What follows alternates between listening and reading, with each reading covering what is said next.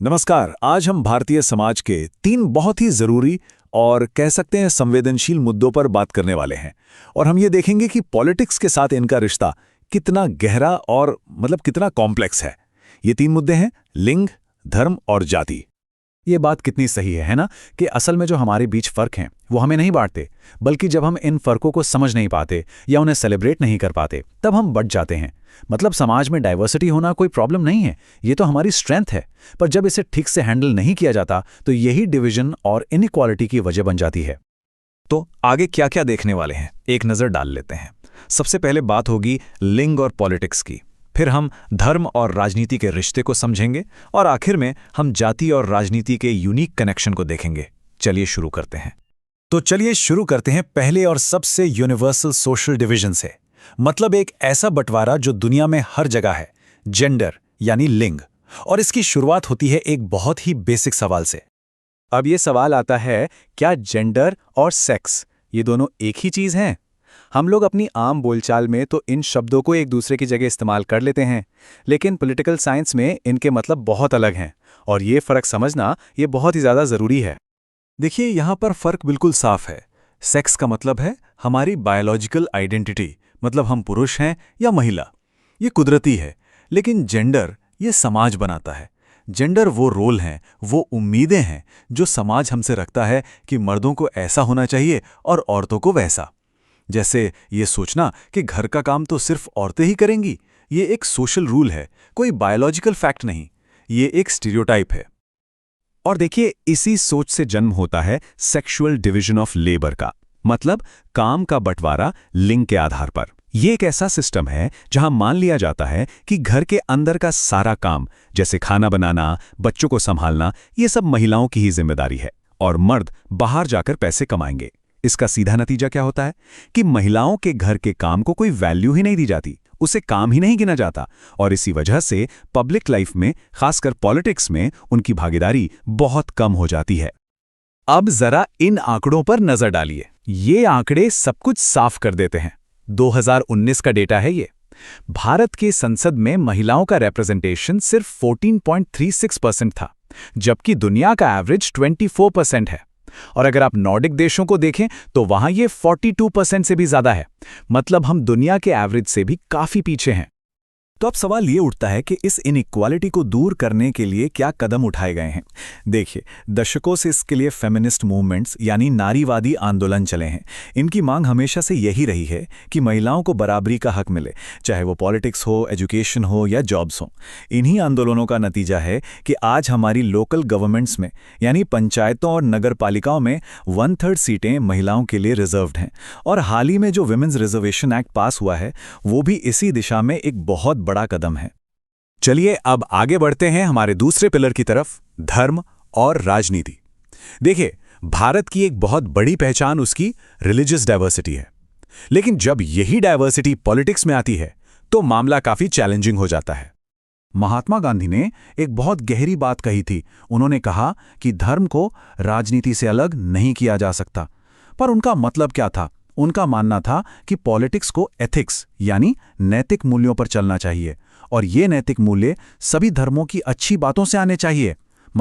वो ये नहीं कह रहे थे कि कोई एक धर्म पॉलिटिक्स पर हावी हो जाए, बल्कि ये कि हर धर्म की जो मॉरल वैल्यूज हैं वो हमारी पॉलिटिक्स को गाइड करें। लेकिन जब धर्म का इस्तेमाल जोड़ने के बजाय तोड़ने के लिए किया जाता है तो एक बहुत ही खतरनाक आइडियोलॉजी सामने आती है, जिसे कहते हैं कम्युनलिज्म यानी सांप्रदायिकता। अब ये है क्या? ये वो सोच है जहां लोग अपने धर्म को ही सब कुछ मानने लगते हैं और दूसरे धर्मों को खुद से कम समझते हैं। पॉलिटिक्स में इसका मतलब होता है अपने धर्म को दूसरों पर थोपना, पॉलिटिकल पावर हासिल करने के लिए। और इसके सबसे बुरे नतीजे हम सब जानते हैं: दंगे, हिंसा और समाज में जहर। तो इस कम्युनलिज्म की प्रॉब्लम से निपटने के लिए हमारे कॉन्स्टिट्यूशन मेकर्स ने क्या रास्ता निकाला? उन्होंने भारत को एक सेक्युलर स्टेट यानी एक धर्मनिरपेक्ष राज्य बनाया। अब सेक्युलर स्टेट का सीधा सा मतलब यह है कि देश का यानी स्टेट का अपना कोई ऑफिशियल धर्म नहीं होगा। तो भारत एक सेक्युलर स्टेट है, इसका मतलब क्या क्या है? पहली बात, हमारा कोई ऑफिशियल स्टेट रिलीजन नहीं है। दूसरी बात, हर किसी को अपना धर्म मानने, उस पर चलने और उसका प्रचार करने की पूरी आज़ादी है। तीसरी और बहुत ज़रूरी बात, हमारा संविधान धर्म के आधार पर किसी भी तरह के भेदभाव को मना करता है। और हाँ, अगर ज़रूरत पड़े तो स्टेट रिलीजियस मामलों में इंटरवीन भी कर सकता है ताकि इक्वालिटी बनी रहे, जैसे अनटचेबिलिटी यानी छुआछूत को बैन करना। अच्छा, तो अब आते हैं हमारे तीसरे और आखिरी पिलर पर। ये एक ऐसा सोशल डिवीजन है जो बहुत ही यूनिकली इंडियन है, और वो है जाति व्यवस्था, द कास्ट सिस्टम। देखिए, जेंडर और रिलीजन जैसे डिविजन्स आपको दुनिया में हर जगह मिल जाएंगे, लेकिन जाति यानी कास्ट ये एक सोशल हायरार्की है जो जन्म पर आधारित है, जहां लोगों को उनके पुश्तैनी काम के आधार पर बांटा गया है। ये ऊंच नीच की व्यवस्था भारतीय समाज की एक बहुत गहरी सच्चाई रही है और इसका पॉलिटिक्स पर जबरदस्त असर पड़ता है। अब यहाँ एक बहुत इंटरेस्टिंग पॉइंट है। ये जो रिश्ता है ना जाति और राजनीति का, ये वन वे नहीं है, ये टू वे स्ट्रीट है। मतलब एक तरफ कास्ट इन पॉलिटिक्स है, जहां पॉलिटिक्स पर जाति का असर होता है। पार्टियां उम्मीदवार चुनते वक्त, वोट मांगते वक्त जाति का पूरा हिसाब किताब रखती हैं। लेकिन दूसरी तरफ पॉलिटिक्स इन कास्ट भी है। यहाँ पर पॉलिटिक्स कास्ट को इन्फ्लुएंस करती है। अलग अलग जाति समूह पॉलिटिक्स का इस्तेमाल अपनी पहचान मजबूत करने, रिसोर्सेज के लिए लड़ने और पावर में अपनी हिस्सेदारी मांगने के लिए करते हैं। तो क्या राजनीति में जाति का होना अच्छा है या बुरा? देखिए, इसे हम ब्लैक एंड व्हाइट में नहीं देख सकते हैं। इसके पॉजिटिव पहलू भी हैं और नेगेटिव भी।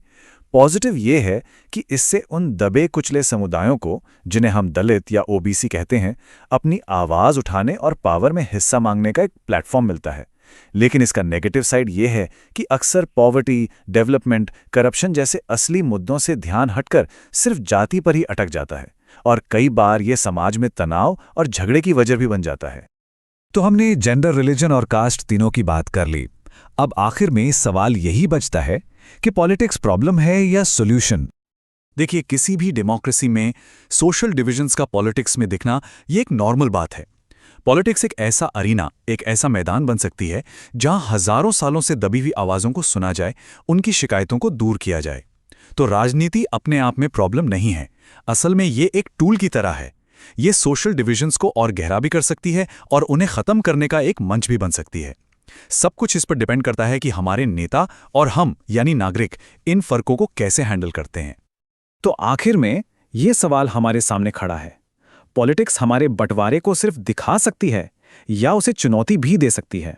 आज कौन सा रास्ता चुना जा रहा है, ये एक ऐसा सवाल है जो किसी भी लोकतंत्र के लिए सबसे ज़रूरी है, और ये हमें सोचने पर मजबूर करता है कि जेंडर, रिलीजन और कास्ट जैसी ये पावरफुल आइडेंटिटीज़ हमारे फ्यूचर को कैसा बनाएंगी।